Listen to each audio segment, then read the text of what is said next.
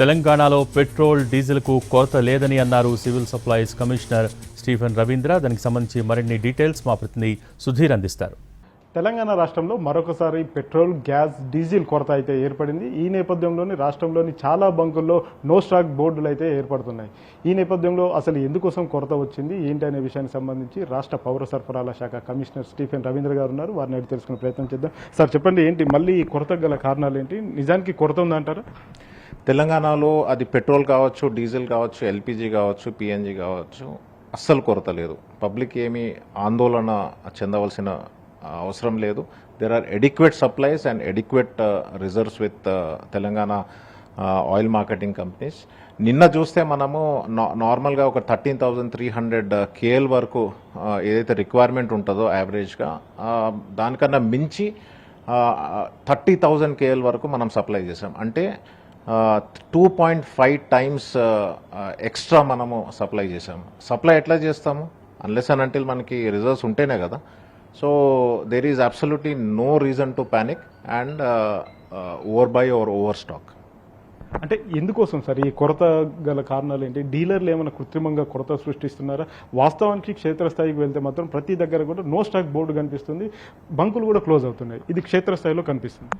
So ఇక్కడ చూస్తే there are multiple reasons మనకి అక్కడక్కడ ఇష్యూస్ ఎందుకు వచ్చినాయి అని చెప్పి. వన్ ఆఫ్ ద రీజన్ ఏంటంటే April 16th మనకి ఈ ఆయిల్ మార్కెటింగ్ కంపెనీస్ ఈ ఇండస్ట్రియల్ ఏదైతే డీజిల్ ఉన్నదో దాని ప్రైస్ 120 నుంచి 155 రూపీస్ వరకు పెంచారు.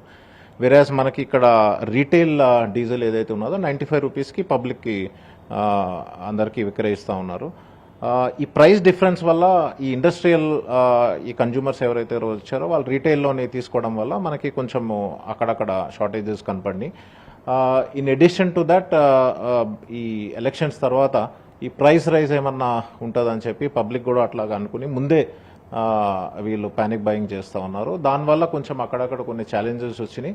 బట్ అవన్నీ కూడా మనము ఈ ఓఎంసీస్తో ఎప్పటికప్పుడు కోఆర్డినేట్ చేసి కలెక్టర్స్తోని కోఆర్డినేట్ చేసుకుని ఆ ఇష్యూస్ అన్నీ కూడా రిజాల్వ్ చేసి ఇప్పుడైతే స్మూత్గా ప్రాసెస్ అంతా కూడా జరుగుతూ ఉంది. సివిల్ సప్లై టీమ్స్ కూడా ఏర్పాటు చేశారు కదా, ఆ టీమ్స్కి ఏమైనా కంప్లైంట్స్ వచ్చాయా? కృత్రిమంగా కొరత సృష్టిస్తూ అధికంగా రేట్లను వసూలు చేస్తున్న వారి దగ్గర నుంచి వాటికి ఏమైనా కంప్లైంట్స్ వచ్చాయా? ఎలాంటి యాక్షన్ తీసుకుంటారు? ముందు మనం చూస్తే ఈ డీలర్స్ అంతా కూడా ఈ ఏదైతే సప్లై ఉన్నదో అది మాన్యువల్గా జరిగేది. ఇప్పుడైతే ఎంటైర్ సిస్టమ్ అంతా కూడా డిజిటైజ్ అయిపోయింది. సో ఏ డీలర్కి ఎంత స్టాక్ సప్లై చేసినారు, వాళ్ళు ఎవరికి విక్రయించారు అన్నది కూడా బ్యాక్ ఎండ్లో మనకి డేటాలో తెలిసిపోతూ ఉన్నది. అక్కడ ఏమన్నా కానీ ఎనామలీ వస్తే ఎప్పటికప్పుడు చెక్ చేసి మన టీమ్స్ పోయి ఫీల్డ్ వెరిఫికేషన్ చేస్తూ ఉన్నది. అది సివిల్ సప్లైస్ కావచ్చు, రెవెన్యూ కావచ్చు, పోలీస్ కావచ్చు, they are all on the job. Things are back to normal. ఇప్పుడు ధాన్యం విక్రయించే సమయం కాబట్టి చాలా వరకు గ్రామీణ ప్రాంతాల్లో ఉన్న రైతులకు ట్రాక్టర్లు దొరకక, లారీలు దొరకక వాళ్ళు చాలా తీవ్ర ఇబ్బందులు ఎదుర్కొంటున్నారు. ముఖ్య కారణం ఏంటంటే డీజిల్ లేదని చెప్పడం కానీ, పెట్రోల్ లేదని చెప్పడం కానీ. దీనివల్ల రైతులు సామాన్యులు ఇబ్బందులు పడుతున్నారు. అట్లాంటి వారికి మీరు ఎలాంటి భరోసా ఇస్తారు? మనకి సండే కొంచెం మనకి ఇష్యూ ఎందుకు వచ్చిందంటే అది ఓన్లీ మనకి కొత్తగూడెంలో, మనకి ఖమ్మంలో వచ్చింది, కొంచెం నిర్మల్లో వచ్చింది, అంటే బార్డర్ ఏరియాస్లో వచ్చింది.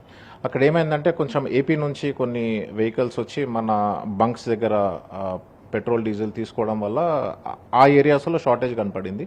సో ఇమీడియట్గా మనము ఇక్కడ ఐఓసి దెన్ బీపీసీఎల్ ఓఎంసీస్తో మాట్లాడి అక్కడ ఇమీడియట్గా పంప్ చేసి సెట్ చేశాము.